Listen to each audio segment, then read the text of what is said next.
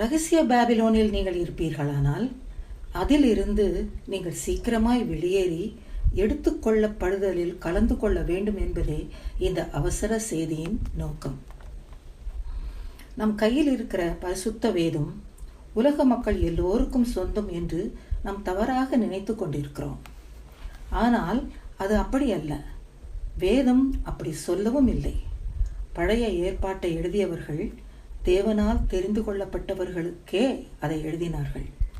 புதிய ஏற்பாட்டை ஆக்கியவர்கள் சபைக்கே, அதாவது கிறிஸ்தவர்களாகிய நமக்கே அதை எழுதினார்கள்.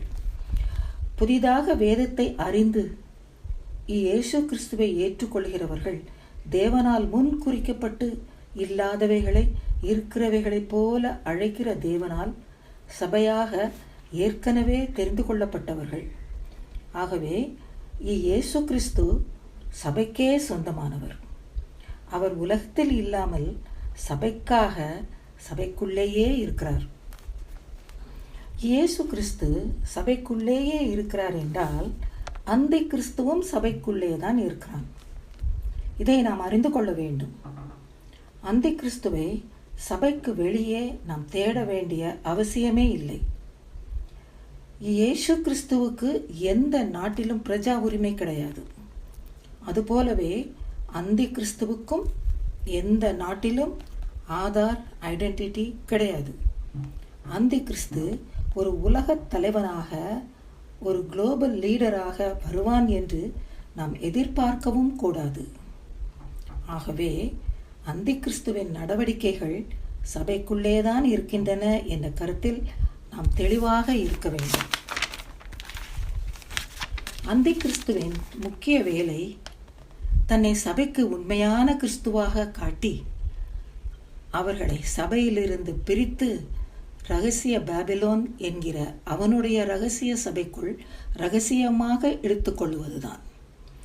இப்படி அவன் ரகசிய பாபிலோனை கட்டி ரகசியமாக கிறிஸ்தவர்கள், அதாவது சபை அறியாதபடி ஒரு தனி ராஜாங்கம் நடத்தி கொண்டு இருக்கிறான். இதற்காக அவன் தன்னை உண்மையான கிறிஸ்துவை போல வெளிப்படையாக காட்டிக்கொண்டே அந்தரங்கத்தில் அவர்களை ஏமாற்றி இயேசு கிறிஸ்துவிலிருந்து பிரித்து விடுகிறான். கள்ள தீர்க்கதரிசி என்பவன் ஒரு தீய ஆவியானவன். அவன் பரிசுத்த ஆவியானவருக்கு நேர் மாறானவன்.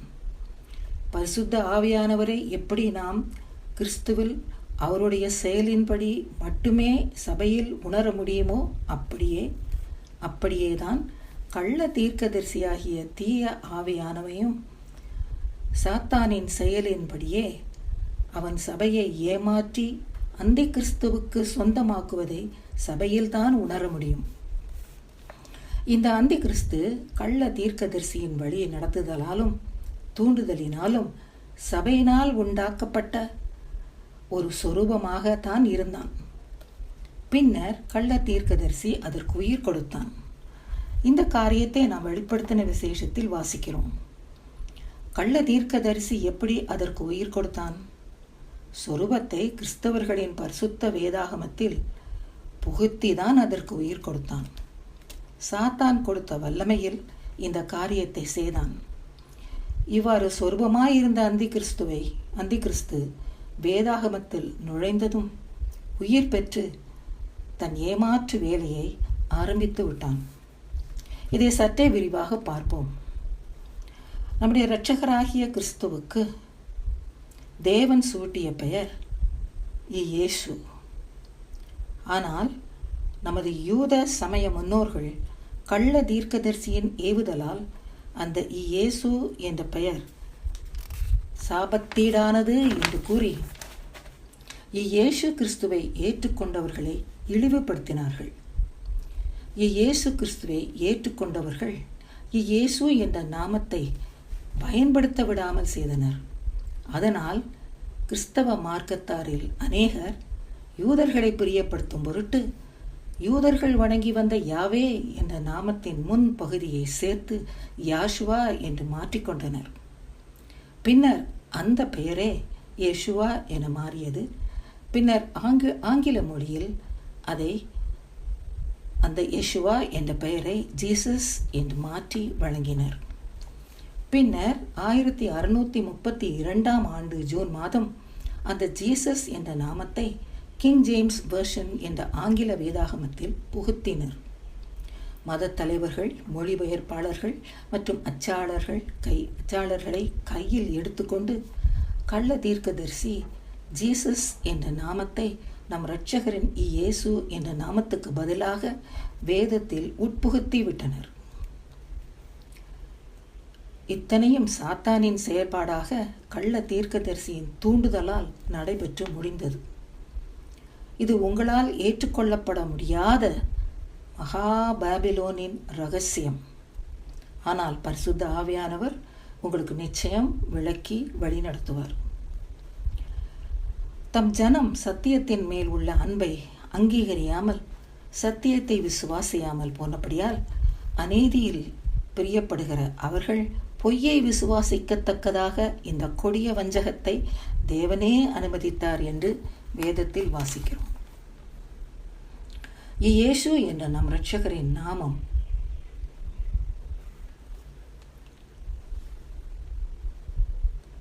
அநேக மொழி வேதாகமங்களில் மாறாமலே இருக்கிறது.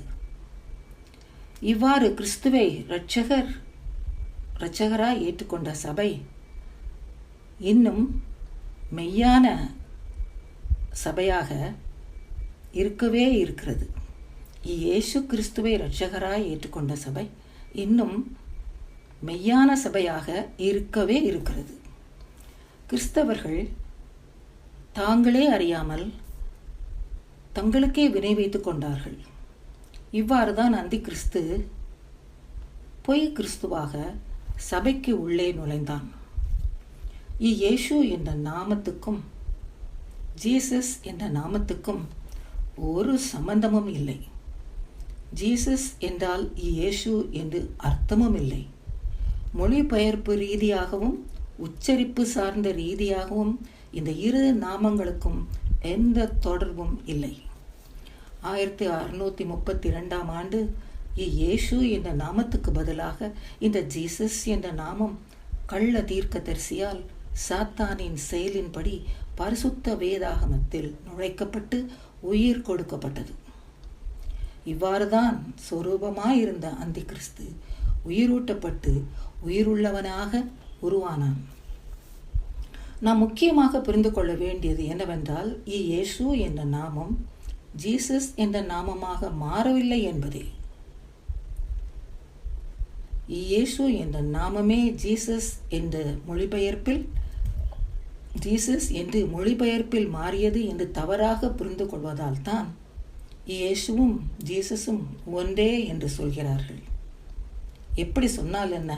இயேசு எபிரேய மொழியில் கிறிஸ்துவின் நாமம், ஜீசஸ் ஆங்கில மொழியில் கிறிஸ்துவின் நாமம் என்று வாதாடி மேற்கொள்ள நினைக்கின்றனர். மேலும் 1632 ஆண்டு பரிசுத்த வேதாகமத்தில் புகுந்த ஜீசஸ் என்ற நாமமே பிதா கிறிஸ்துவுக்கு ஆதியில் சூட்டிய நாமம் என்று நம்பி ஏமாந்து முழு சபையையும் ஏமாற்ற நினைக்கின்றனர். இவ்வாறு கள்ள தீர்க்கதரிசி ஞானஸ்நானம் கொடுத்த அந்தி கிறிஸ்துவுக்கு மகிமையை செலுத்துகின்றனர். சபையின் துதி கனம் மகிமை எல்லாம் சாத்தானுக்கே சென்றடைகிறது. இவ்வாறு ஜீசஸை கிறிஸ்துவாக ஏற்றுக்கொண்ட சபை இரகசிய பாபிலோனாக உருவாகி உள்ளது. நம் தமிழ் வேதாகமத்துக்குள் ஜீசஸ் என்ற நாமம் நுழையவே இல்லை. இது கர்த்தர் தமிழர்களாகிய நம்மேல் வைத்த பெரிய கிருபை. ஆனால் கள்ள தீர்க்கதரிசி நம்மையும் விட்டு வைக்காமல் இந்த கிருபையை போக்கடிக்க எவ்வளவோ முயற்சி செய்கிறான். ஆலயத்தில், கன்வென்ஷன் கூட்டங்களில் ஜீசஸ் என்ற நாமம் தாராளமாக உபயோகிக்கப்பட்டு தலைவிரித்தாடுகிறது. சபை தேவனுடைய ஆலயம் என்று வேதம் சொல்லுகிறது. சபை அந்தி கிறிஸ்துவுக்கு இடம் கொடுத்ததும், அதாவது அவன் ஆலயத்துக்குள் சபைக்குள் நுழைந்து ஆளுகை செய்ய ஆரம்பிக்கிறான்.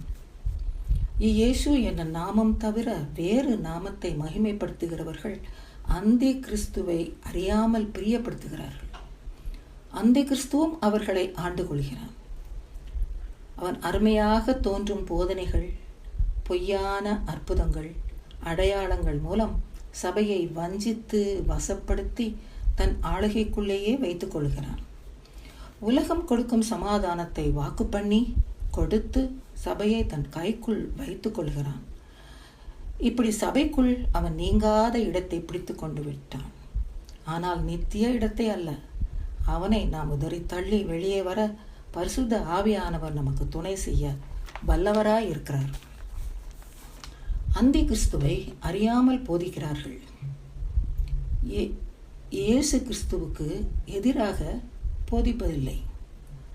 இயேசு கிறிஸ்துவின் போதனைகளை முழுமையாக தள்ளிவிடாமல் அதற்கு மாறாக உலகம் கொடுக்கும் சமாதானம், உலகம் தரும் செழிப்பு, உலகத்தில் சரிக்கட்டுதல், உலக நீதி, சூழ்நிலைக்கேற்ற வாக்குத்தத்தங்கள், இப்படி பல்வேறு போதனைகளை சபையில் அள்ளிவிட்டு பொய்யான ஆட்டங்களையும் அற்புதங்களையும் நடத்தி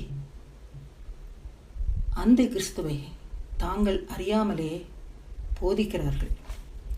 சபைக்கு இப்பொழுதெல்லாம் சபையில் நடக்கும் அட்டூழியங்கள் வெட்ட வெளிச்சமாக தெரிகின்றன.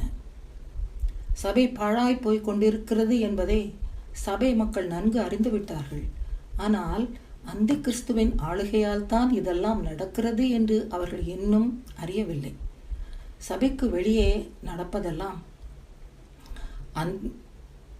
நடப்பதற்கு எல்லாம் அந்தி கிறிஸ்துவை காரணமாக காட்டி AI, ஆர்டிஃபிஷியல் இன்டெலிஜென்ஸ் என்று சொல்லி அமைந்து விடுகிறார்கள். அவர்களுக்கு விழிப்புணர்வு கொண்டு வருவதே இந்த செய்தியின் நோக்கம். இந்த தலைகீழான நிகழ்வுகளுக்கு காரணம் இயேசுவை தவிர வேறு நாமத்தை அல்லது நாமங்களை மகிமைப்படுத்துவதால் தான் என்று அவர்கள் புரிந்து கொள்ளாதபடி சாத்தான் செயலின்படி அந்தி கிறிஸ்து அவர்கள் மன கண்களை குருடாக்கி வைத்திருக்கிறான். இந்த அந்தி கிறிஸ்து அம்புகள் இல்லாத வஞ்சகம் என்ற வில்லை வைத்துக்கொண்டே காய்களை நகட்டி ஆளுகையை தக்க வைத்துக் கொண்டிருக்கிறான். வெள்ளை குதிரை வெறும் வில்லை வைத்தே மேற்கொள்வதை வெளிப்படுத்தின விசேஷத்தில் வாசிக்கவில்லையா? இயேசு கிறிஸ்து வரும்போது பரிசுத்த ஆவியால் இந்த அந்தி கிறிஸ்துவின் ஆவியை அற்றுப்போக பண்ணுவார். ஆனால் அதற்கு முன் நாம் இந்த இரகசிய பாபிலோனில் இருந்து வெளியேறி எடுத்துக்கொள்ளப்படுவதற்கு பாத்திரவான்கள் ஆக வேண்டும். அந்தி கிறிஸ்துவின் மேல் தங்கள் விசுவாசத்தை வைத்துக் கொண்டிருக்கிற சபை மனதார அவனுக்கு விசுவாச துரோகம் செய்து இரகசிய பாபிலோனில் இருந்து வெளிவர வேண்டும். உலக பிரகாரமாக எத்தனை நன்மைகளை அவன் தந்து ஏமாற்றி இருந்தாலும் அவனுக்கு விசுவாச துரோகம் செய்ய வேண்டும். அணி அணியாக சபை அந்தி கிறிஸ்துவின் இரகசிய பாபிலோனில் இருந்து வெளியேற வேண்டும். நாம் எடுத்துக்கொள்ளப்படும் காலம் வெகு சமீபம். இதை நாம் உலகில் நடக்கும் பற்பல சம்பவங்களின் மூலமும் இயற்கை பேரழிவின் மூலமும் அறிந்து கொண்டிருக்கிறோம். எடுத்துக்கொள்ளப்படுதலுக்கு பின் வரப்போகும் உபத்திர காலத்துக்கு நாம் தப்பிக்க வேண்டும். அதற்கு இப்பொழுதே இரகசிய பாபிலோனில் இருந்து வெளிவர வேண்டும். பாபிலோனும் ஒட்டுமொத்தமாக அழியும் காலமும் நெருங்கி கொண்டிருக்கிறது.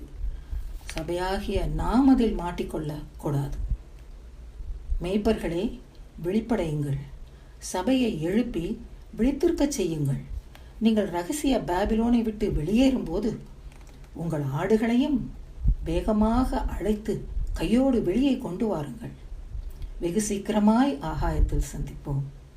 இயேசு கிறிஸ்துவின் கிருபை உங்களோடு இருப்பதாக. ஆமென்.